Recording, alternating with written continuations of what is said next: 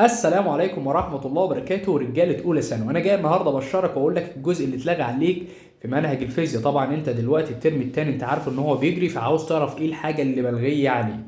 أنت عارف إن الوزير أصلا لما جه ينزل لك قال لك إن في بعض الصفح اللي اتلغت، وطبعا أنت دلوقتي بتسأل إيه الجزء يا مستر اللي اتلغى عليا علشان ما ذاكرهوش. أنا حابب بس أديك نصيحة من أخ كبير ليك من الآخر كده. لو في حتى جزئية أنت عرفت إن هي للاطلاع فقط وملغية، الافضل ليك انك انت تذاكرها كانها جايه في الامتحان. اسالني ليه؟ هقول لك ليه. لان مبدئيا كده انت الترم ده الاجزاء اللي عليك هتفيدك حرفيا في تانية وتالتة ثانوي. يعني سواء انت عندك درس الطاقه او الشغل او قانون بقاء الطاقه، فالحاجات دي مستمره معاك ان شاء الله لحد ما تخش كليه هندسه او اي كليه فيها كده شغل طاقه والحاجات دي كلها. فدي الحاجات دي هتفيدك لقدام، فانت دلوقتي اولى ان انت تقراها وتهتم بيها.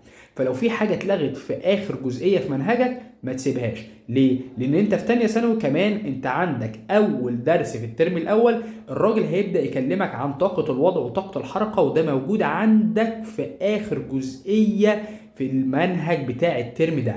فاحسن لك ان انت تفهمه دلوقتي علشان لما تيجي تخش تانية ثانوي تلاقي الموضوع سهل عليك.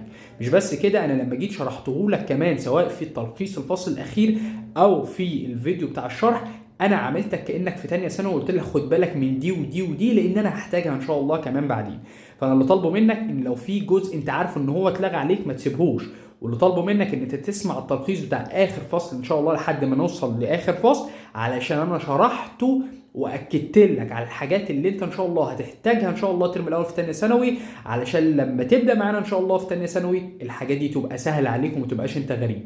انا بعودك ان انت تفهم من دلوقتي منهجك الترم ده اسهل منهج هيمر عليك.